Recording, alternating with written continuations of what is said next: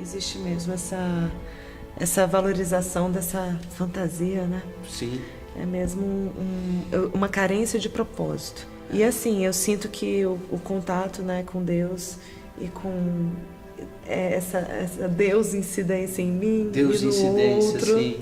Então, assim, é você ter mesmo essa percepção de que o outro é um milagre. Quando você perde essa noção, a vida fica muito opaca, né? Ela fica muito fast food, fica sem esse propósito. E aí, realmente, muitas pessoas se perdem. Agora, é o que eu te disse, né? Eu gosto de ser otimista e eu quero crer que isso faz parte da caminhada e que algo bom vai sair daí também. Sim, sem dúvida.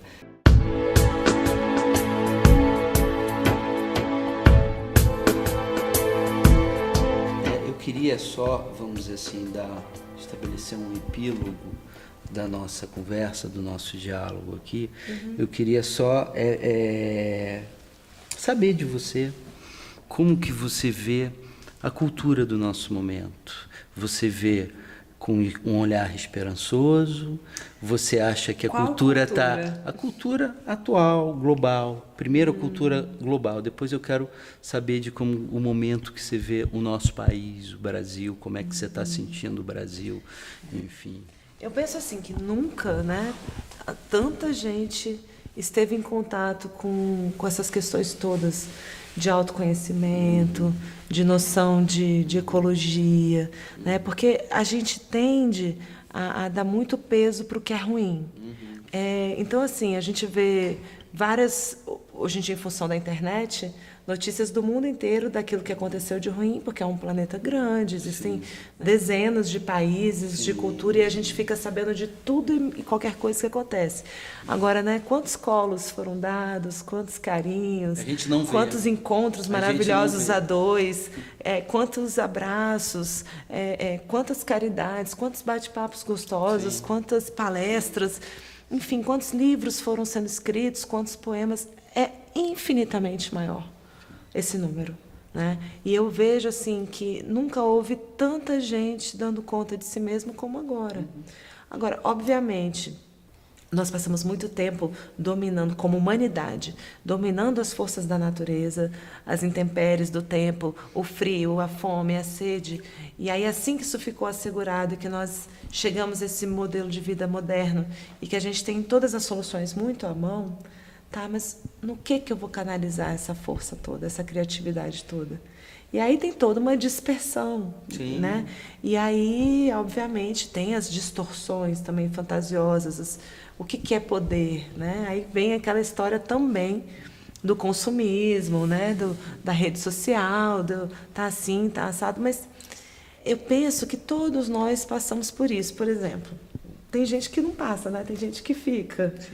Mas tudo bem, né? Agora, eu lembro que quando eu comecei a ganhar dinheiro, nos meus primeiros salários, nossa, eu passava pelo shopping e parecia cachorro, né? Olhando assim para aquela máquina de frango, né? E aí, com o tempo que eu consegui ter um mínimo de roupas para eu poder me vestir, ou para eu poder ir trabalhar, ou enfim, sabe aquele mínimo que... Porque eu também eu sou uma pessoa um tanto espartana, de hábitos simples, mas logo que eu cheguei a um certo nível, eu não sinto mais a mesma atração para ir no shopping, ou sei lá, quando você está indo numa viagem que você já foi muitas... Entende o que eu estou querendo dizer? Chega uma hora, todo o movimento satura. Tem uma hora que a própria cultura satura, né? E aí você vai em busca de quê? Eu sinto que é desse centro. Sim. Desse autoconhecimento. A gente vê mais e mais, né, ideias, escolas, filosofias entrando em contato. Então, eu quero crer que estamos, sim, caminhando para frente. Que bom. Em tudo.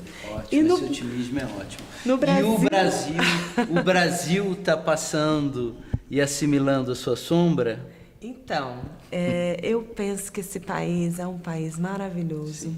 Eu penso que a gente tem que valorizar cada vez mais as nossas 3 raízes, que foram muito maltratadas, né? Segundo o meu professor Bert Hellinger, ele esteve aqui no Brasil em 2016 e ele fez uma análise das 3 raízes junto com a Sophie Hellinger, dizendo que o índio foi dizimado, o português difamado e o negro escravizado. né? Então, é como se a gente não olhasse para a mesma força que tem nessas três culturas. A força do índio, a força do português que se lançou ao mar sem saber nem se ele ia cair lá do outro lado, como se pensava, e veio, né? A coragem de desbravar e de levar com os seus sims e nãos, com as suas limitações e com as suas possibilidades. Sim. Né? A força também dos negros, que trouxeram aí uma cultura riquíssima, né? Uma capacidade incrível de resistir, de lidar com a saudade, de enriquecer a nossa cultura, com a sua melanina, nos proporcionar tantas coisas boas. E depois a chegada de tantas outras raças, fés e crenças que aqui nesse Brasil é tão bem, encontra uma convivência, uma possibilidade de um judeu ser vizinho de um palestino e ninguém vai explodir ninguém. Sim. Então, eu vejo o Brasil com olhos maravilhosos. Até a síndrome do vira-lata, de que, né, brasileiro é assim mesmo, Brasil não... Eu acho tão engraçado a pessoa falar como se fosse uma entidade outra, né? Não sou eu a brasileira, é o brasileiro, o Brasil. Como se ele não tivesse incluso, né? Não, mas sou eu. Sim.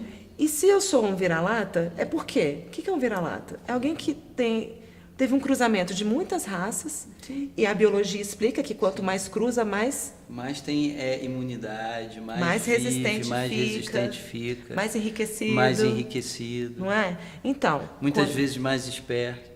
Muito mais enriquecida, na beleza do encontro que a gente se enriquece. Sim. Então, assim, se eu descobrir que o vira-lata é o grande lance do negócio, você vai olhar e perceber a riqueza que é ser brasileiro. Né? E quando a gente se apropriar, essa singularização que você falou do indivíduo, essa singularização como nação.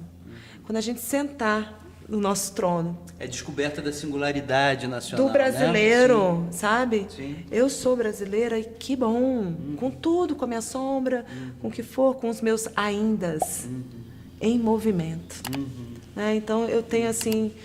as melhores esperanças, nem diria esperanças, as melhores certezas com relação ao Brasil. Que ótimo. Minha fé é grande. Eu também sou muito otimista. Né? Uma última questão. A gente sabe que o processo de escrever de cada um também é igualmente muito singular. Eu sempre tive dificuldades na minha escrita em dar um nome para o livro. Os 2 primeiros livros que eu escrevi o livro e eu não sabia o nome. Entende? Foi Unidade da Alma. Depois eu escrevi um livro sobre Jesus chamado Antes de Cristo, Depois de Jesus. E esse título demorou para vir, sabe? Mas chegou bem. Mas chegou, e depois foi um parto. O nome foi mais difícil do que a obra. Enfim, então isso acontece comigo, já aconteceu na minha experiência. Depois que eu escrevi esse livro do Cristo, eu sonhei com um livro. Né? E no sonho eu tinha escrito um livro. No sonho eu tinha escrito um livro chamado História da Espiritualidade Ocidental.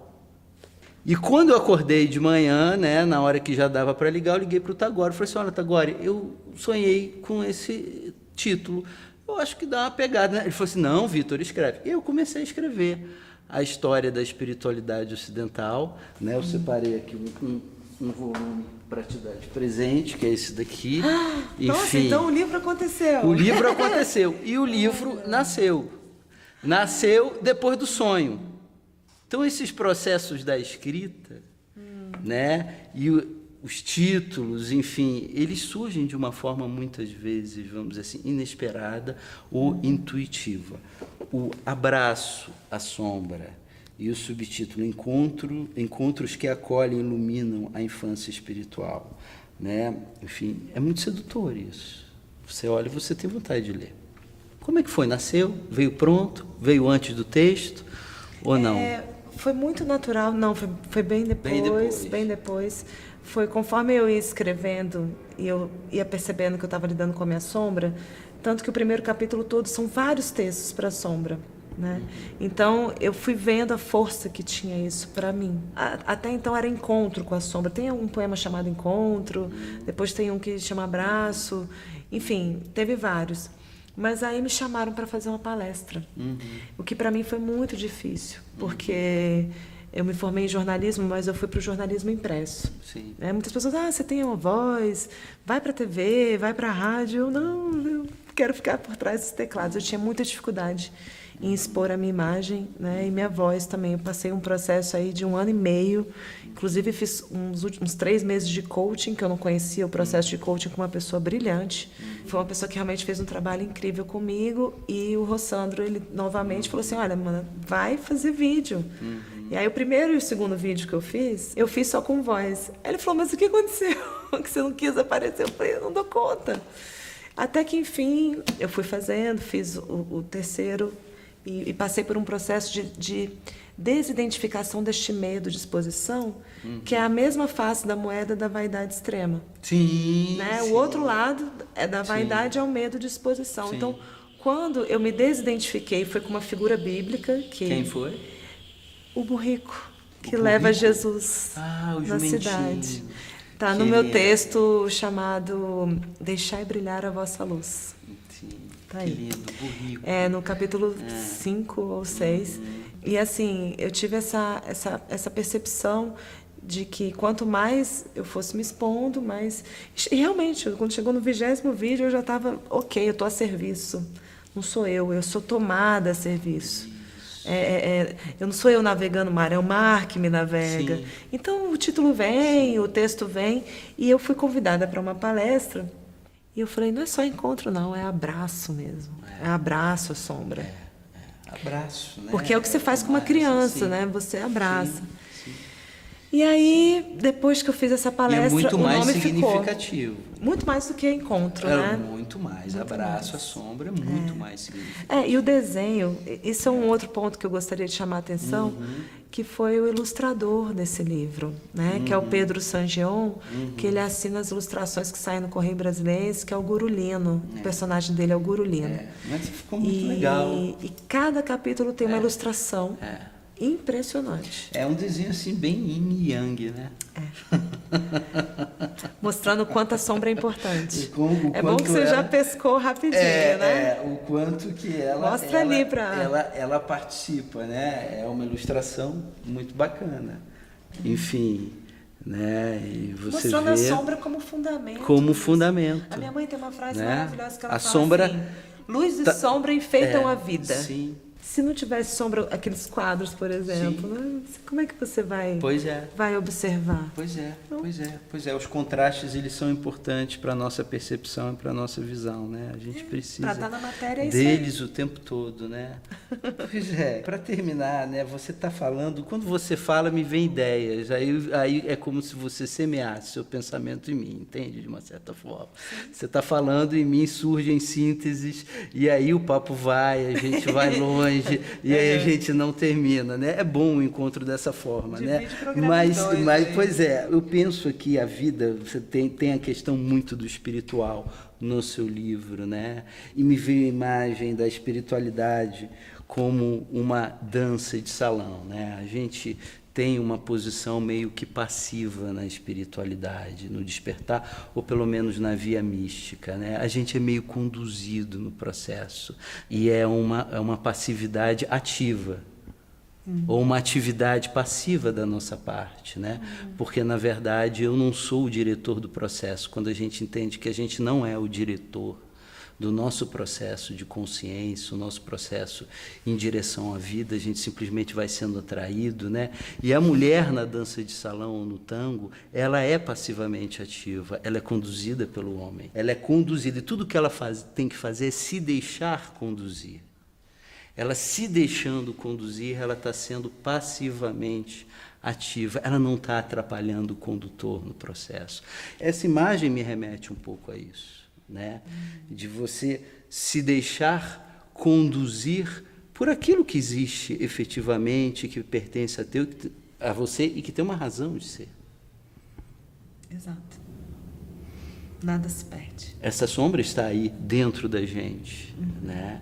Enfim, e a conscientização dela é necessária.